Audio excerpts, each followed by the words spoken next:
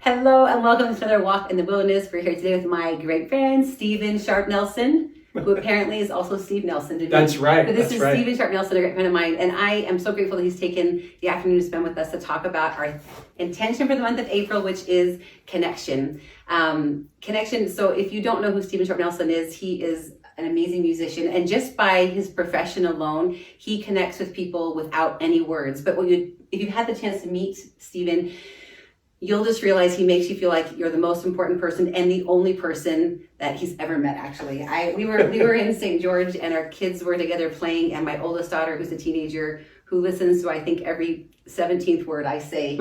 Wow, well, you're better than I am. That's a pretty good rate. Words. But I'm kind of watching Steve talk with her in the kitchen, and like 10 minutes in, she's like bearing her soul, and I'm like, and he's telling her things that I've been trying to tell her like my whole life, and I'm like, how has he done it? That's how it goes. That's how it goes. I don't know, but I'm looking at her, and she's just enthralled in what you're saying, and I was like, wow, like he is the king of connection. Well, that's very kind of you to say. I hope I could live up to such accolades, because that is a wonderful thing to say about anybody. If we're striving for human connection, we're striving for relationships, which is the ultimate spirituality of life. Right. Is to connect with somebody and to make that human connection. When you learn somebody's story, you can't judge them any longer. You can't assume things about them that you shouldn't.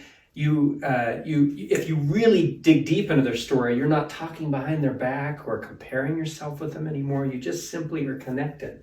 And I love that. That's really what humanism is all about. What you just said is struck a chord in my heart, that connection, although you feel like you are connecting with the other person, almost like, I don't want to say a gift for them, but really it's a gift for you. It's a gift for you because you no longer, like you're saying, all those things these pretenses about what you think you know. Right. What a gift for you to have that freedom to no longer carry those things with you. Yeah.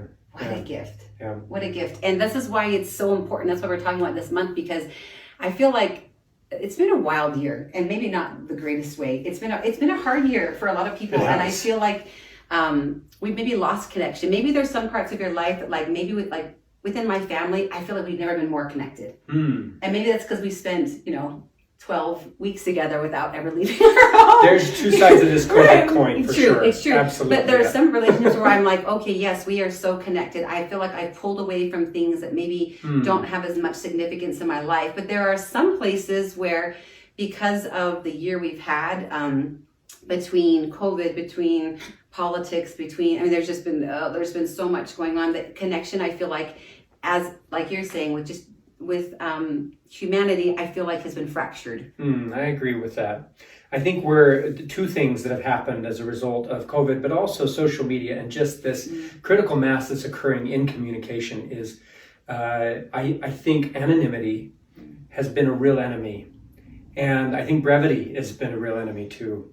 I think for us to get on and assume we know exactly what somebody's saying, we throw intent out the window and we go for the guttural. It's just like, it's so interesting how that's happened in our culture, where somebody that doesn't know me from Adam will get on and watch a Piano Guys video and will go on a tirade about how I don't deserve to have any of the quote success that I have. And it's just interesting to me that if I were in a room with that person, there's no way that he or she would say any of those things. And that's because of connection. You could not meet someone who's dedicated their life to arts, to music, to humanity, to doing what you do and not feel it. But that's the hard thing, is that without connection, you can't feel someone else. Like there's something about being in a room with someone and connecting with them. And you can do it other ways for sure. But like you see someone, you feel someone, you can look in their eyes and just know. You just know. And it's like we have taken out this beautiful gift and we've just like made everything two-dimensional. Black, white, yes, no, good, bad. And it's just not like that. Life is not like that. Life is messy. It's so true. And so I love that. In fact, what's come to my mind is, I'm a person that loves imagery and visualizing things. I imagine a connect the dots, a good old connect the dots picture that we used to love as kids and my kids still love. Often in a setting that isn't like this, where we're really trying to connect and understand one another, we go from dot number 1 to dot number 99. And that puts a slash through the entire picture.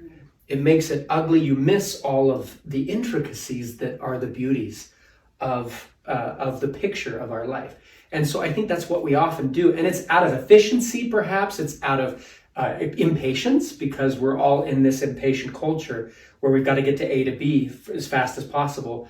But it's also just, it's indolence sometimes too, where we're not taking the time to really dig in. And so rather than cursive our way around all of the little bumps and bruises that we have in our life to create a beautiful picture, we'll just slash from dot 1 to dot 99. And that's a travesty for both people. I love that you pointed that out. It's not only the person that's speaking, the person listening, is both. There's edification that occurs when true connection is occurring. And we miss that primarily on the internet. And we think that human contact and communication is internet communication. It's not. It is not at all. It does not provide an archetype by any large stretch of the imagination for how we should be speaking to one another. And so I think that sometimes we adopt internet communication to personal communication, whereas they're not the same thing. I think that with this last year as well, I think that maybe that was amplified because for some people it was the only connection they had. Like we live in a world where actually, if you didn't want to leave your house ever, you would never have to. Yeah. You would never have to deal with any inconveniences. You would never have what would seem like inconveniences. You wouldn't. Like you could eat, live, die, breathe, all the things, and never leave your home. And I think the longer that we stay in this type of, I don't think it's a bubble. I think it's more like a plastic bag over our heads, to be honest. I think it's suffocating. The more we do that, the more comfortable we become with the idea that we don't need other people. And we don't need to, like, if I don't have to be inconvenienced, guess what? Being inconvenienced is great. It teaches you empathy. Yeah. With my children, like, yes, we're going to wait in this line. Why do I wait in this line? Because you need to learn patience. You need to learn that you're not more important than this person. You know what I mean? Like there's just these beautiful rules of life that you get. You cannot get it by yourself. Yeah. You need other people to teach you. Absolutely right. I think the trouble that we're having is when you go electronic, when you go digital with your communication, you drop empathy typically. And empathy is the ultimate human component of our relationships. And I'll never forget, when I was back in the day at University of Utah, when I was in student government, I shared an office with this guy that was a total jerk. Was it my brother-in-law? Yes. No. Singer? Oh, no. Oh! I'm just kidding. I thought you were joking. I was like, apparently you've got a brother-in-law that's a jerk. No. I love Chris. Are you kidding me? He's the nicest guy. He's never going to watch this. No, I shared an office with this guy. You know what? I consider myself someone that at least strives to make connections with people. And I was failing miserably with this guy. I was failing so miserably. I tried everything. He was really mean to me. And I remember we were on this little retreat once. And we get paired up. Of course we get paired up. So they put us in this room, and I'm just like, can we have some boxing gloves too? Because that would make this a little less painful. And he goes, he's so funny. He's like, dude, I don't care about this stupid retreat, but I heard your mom died. Tell me about it. My mom died too. So I started to tell him the story of my mom passing away. And it was under remarkably similar circumstances, the same mom passing away. And I remember he told me this beautiful story of going in one night, and his mother was in pain, and she asked him to rub her legs just to try to get some of that pain. And he was tired, and he's just like, okay. And he did it for a few seconds and then left. And he said that she died. He just was horrified over that. And I had a similar circumstance where my mom needed something, and I just, out of expeditiousness, just did it, and I regretted it so much. And we started crying, and we just cried, and the tears flowed. I remember the guy that was the head of the retreat opened the door, and he's like, "Okay, it's time to. I'll be back. You guys can have some more time." Because we're supposed to be talking about leadership, but all of a sudden we're crying. Like it's just this absolute drama, and we loved each other after that. And he teased me, I teased him. I understood that he was communicating angst over regret and remorse, but I could feel some of that. I couldn't empathize completely with what he is. We could never truly do that. I think that's not the point, though. Yeah, it's not the point. Be who you're supposed to be. It's exactly right. Don't transform yourself into creating an empathy round peg into a square hole. That's not what it's about. It's just to have a sliver of empathy, so that we can have a whole pie full of love. So let's talk about some real simple low bar goals. A lot of parents come to me and they say, how do I get my kid to practice more? Or maybe somebody that's taking an instrument says, how do I get good at this instrument? Because a string instrument is the Mount Everest of musical instruments. Think about it. For the first 2 years, nobody even wants to listen to you because it's so miserable. It's miserable for you and everybody around you. Oh, it's very difficult, and it gets harder before it gets better. But what I love about the string instrument is it's so expressive that there's a payoff.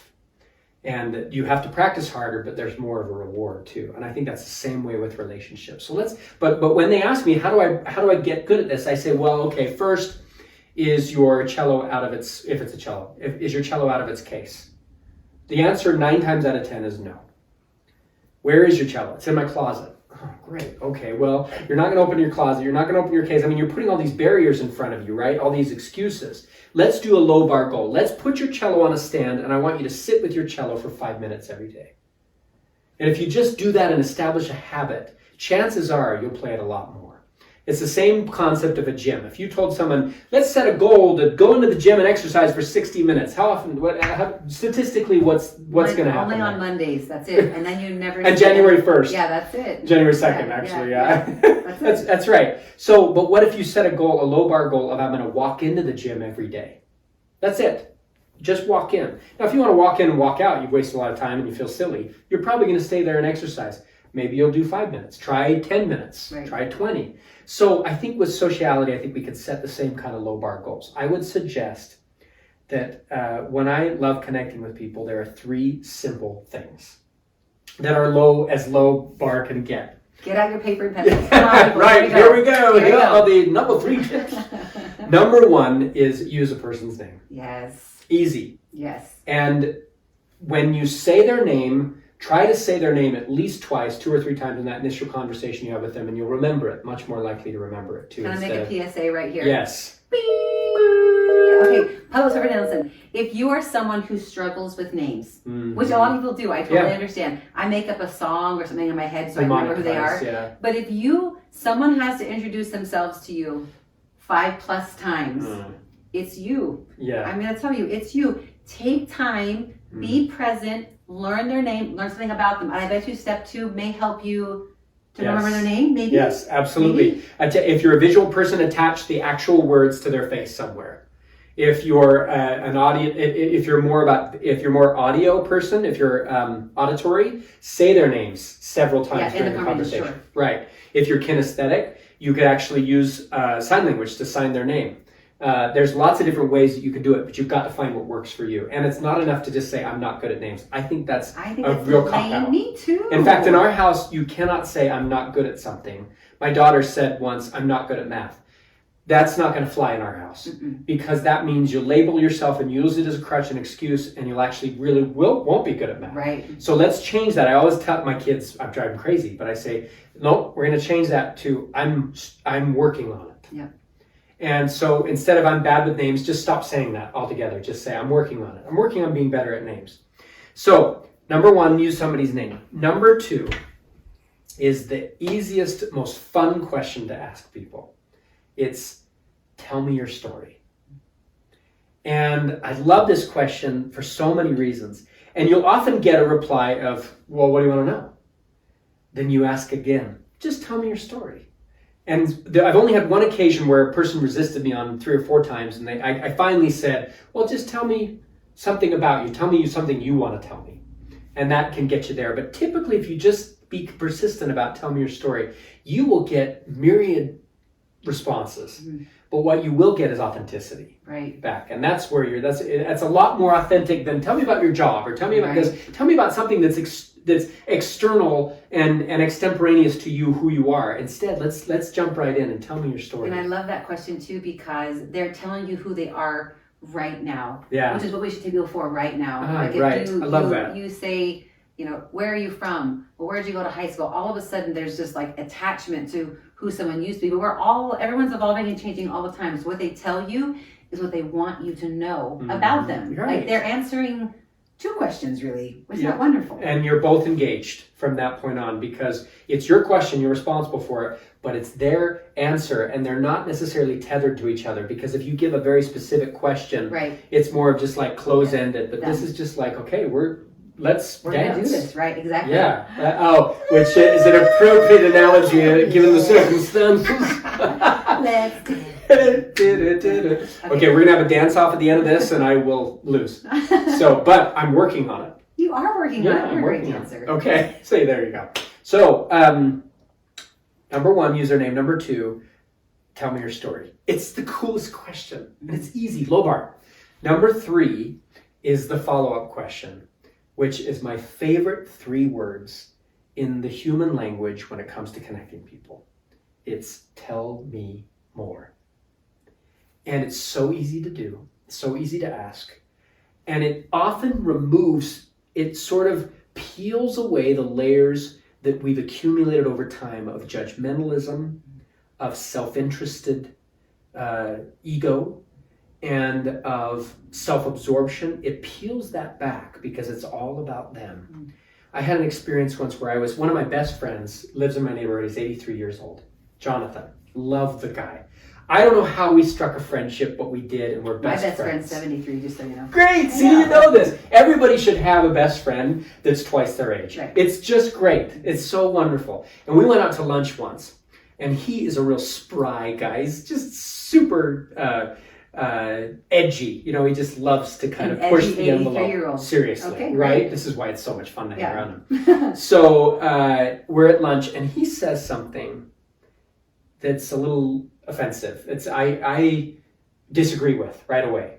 And my nature is to correct that, to insist, to be defensive, to insist on what's right, not who's right. You know, it's this ego instead of the soul. It's this battle between our ego and our soul. My ego wanted so much to put its foot forward and put him in his place. Sure. And we had enough of a friendship that if I would have done that, it probably still would have been okay. However, I put my soul in front of my ego.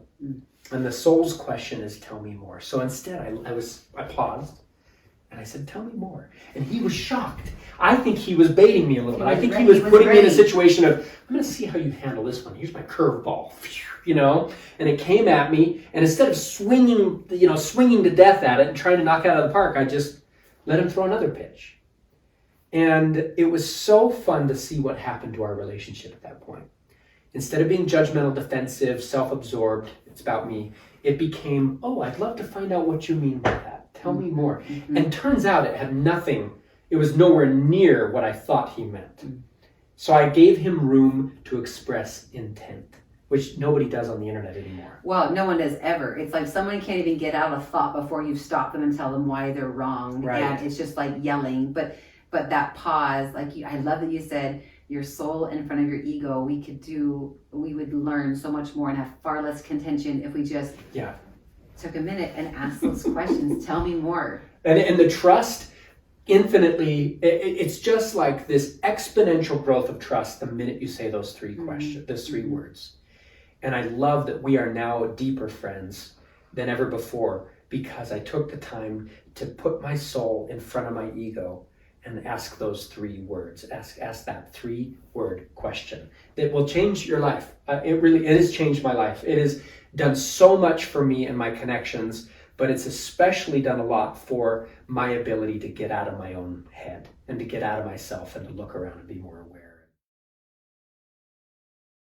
One of my favorite authors, Bob Goff, wrote a book called Everybody Always, and it literally changed my life. If you are someone who takes in oxygen, you need to read this book. It is countless efforts, attempts, amazing stories about connection. And I want to talk about one, and I know you want to talk about one. Yeah. The one I want to talk about was building connection and relationship happens 3 minutes at a time. If we look around geographically, we typically see the same people. Like our lives are repetitive. Like I go to work at this time. I get my bagel at the shop at this time. On Tuesdays we wear pink, whatever it is. We have the same routines, and there's people in our lives that we just have omitted because maybe we've missed the point of introducing ourselves, which is never too late to introduce yourself, even if you've done it before.